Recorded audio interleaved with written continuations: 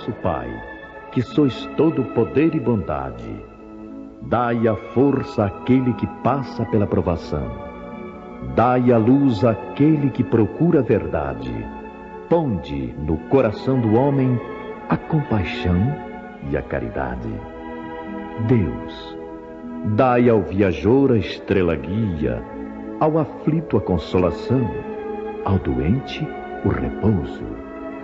Pai, dai ao culpado o arrependimento, ao espírito a verdade, à criança o guia, ao órfão o Pai. Senhor, que vossa bondade se estenda sobre tudo o que criastes. Piedade, Senhor, para aqueles que vos não conhecem. Esperança para aqueles que sofrem.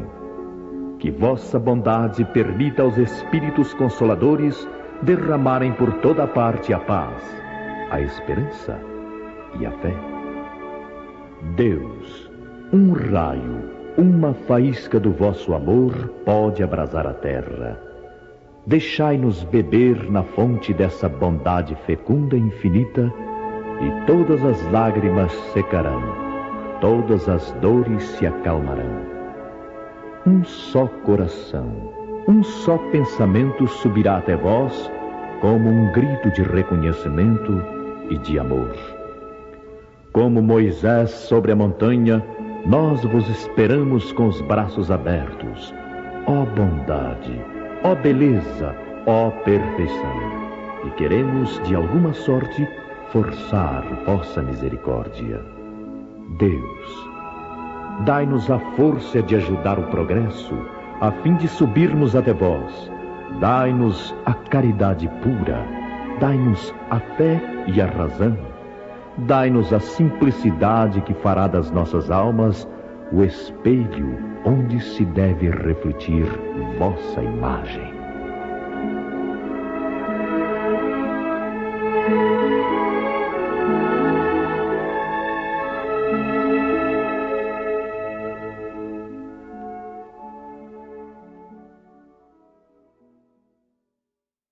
Espíritos asseveram que o amor resume a doutrina inteira de Jesus. E se nós olharmos a vida de Jesus, porque a doutrina de Jesus é a sua vida. Ele nada escreveu, ele vivenciou, e a lei do Cristo é o amor. É só observarmos desde o início da sua vida apostólica, né? Nós observamos que ele se utilizou da lei de amor, da lei divina de amor, enquanto espírito puro, né, que era e que continua sendo, para com seus discípulos, para com a sua mãe, e principalmente para aqueles necessitados. Ele já dizia que os sãos não precisam de médico, e ele foi um médico, ele é o médico dos médicos, e ele foi um médico e utilizou de muito amor para com esses espíritos, né? Que são na verdade nós outros, e ele utilizou de amor para aqueles espíritos que na sociedade da época não tinham para quem recorrer e eram mal vistos pela sociedade.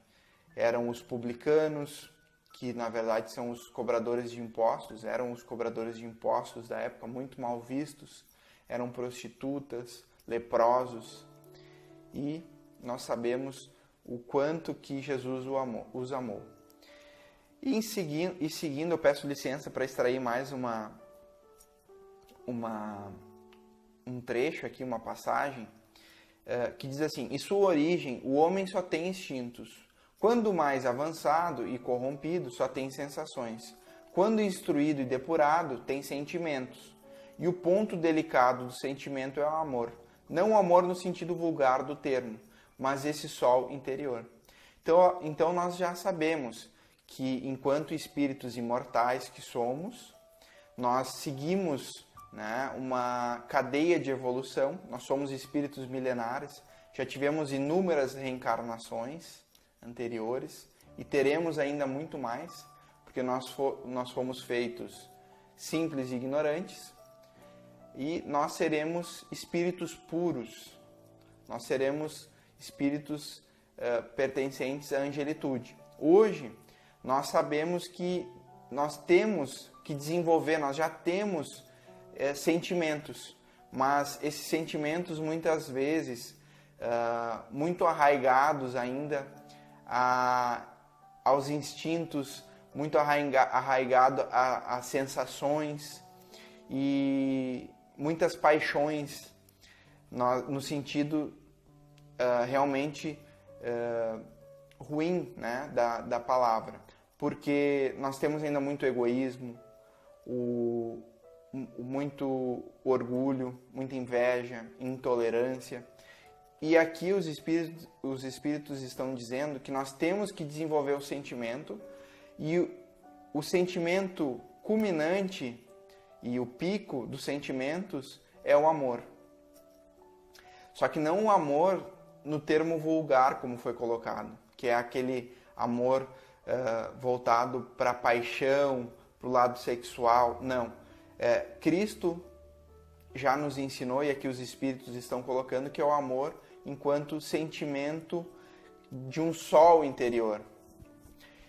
E nós temos que desenvolver isso. Ali continua, né? A lei de amor substitui a personalidade pela fusão dos seres, extingue as misérias sociais de todos aquele que ama, pois não conhece a miséria da alma nem a do corpo. Então, à medida que nós deixarmos de ter um amor pela nossa personalidade, ou seja, um amor próprio, e conseguirmos olhar para os nossos irmãos enquanto filhos de Deus que todos nós somos, olharmos para o nosso próximo como irmão, nós conseguiremos extinguir a miséria. Porque a gente já sabe que, em termos materiais, a humanidade hoje não passaria fome, não teríamos tanta necessidade, porque muitos têm muito e muitos têm muito pouco. E se aqueles que têm mais conseguissem compartilhar e ter um olhar diferente, caridoso para com os nossos irmãos, né, enquanto filhos de Deus, com certeza as misérias se extinguiriam. E eu continuo aqui. Espírito precisa ser cultivado como um campo. Toda a riqueza futura depende do labor atual, que vos granjeará muito mais do que bens terrenos. Então, é esse cultivo, né, do nosso espírito que precisa ser feito. Dia após dia, um pouquinho de cada vez, a gente se despojar do homem velho, ou seja, daquele ser que tem orgulho, que tem egoísmo, e substituindo e cultivando os sentimentos de amor, de fraternidade. E a gente sabe que na Terra, hoje, nós não conhecemos o verdadeiro amor do Cristo. Talvez, se a gente olhar para o amor materno, a gente consiga identificar um amor muito sublime, um amor divino, com certeza. Mas ainda não chega perto do amor do Cristo para conosco, do amor de Deus para conosco. E na Terra,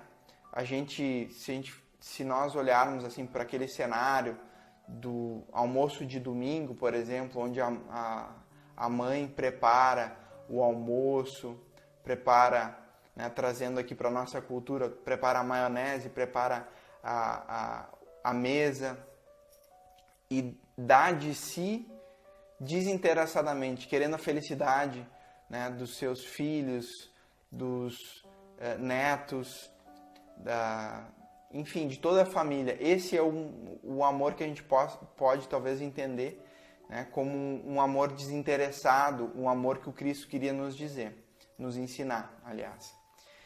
E o amor é de essência divina, e todos vós, diz aqui, do primeiro ao último, tendes no fundo do coração a centelha desse fogo sagrado. E a gente sabe, como consta nos ensinamentos, que vós sois deuses. Nós somos filhos de um Pai Celestial. E dentro de todos nós tem essa centelha divina do amor. Se nós olharmos para aqueles criminosos, para aquelas pessoas que não nos compreendem ou que cometeram atrocidades, nós temos que olhá-los como os doentes do espírito, porque todos nós e eles também possuem dentro do coração essa centelha divina.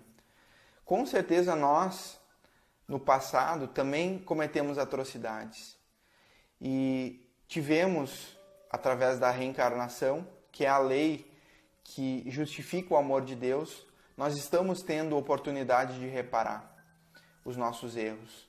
Então nós não podemos olhar para o outro, para o nosso irmão, e não identificar que ele também tem dentro do coração uma centelha divina, talvez não desenvolvida ainda. Mas quem dentre nós não desenvolve um amor, né, por uma mãe ou por um filho, por uma situação? Talvez não para com todos, mas consegue já desenvolver. Então é preciso que a gente olhe para todos com esse sentimento, né? Assim como nós também precisamos do nosso Pai Celestial, que Ele nos perdoe, nós também precisamos perdoar e entender, compreender, ter tolerância para com os outros. E a gente sabe que dentro desse nosso planeta de provas e expiações, existem espíritos em todos os graus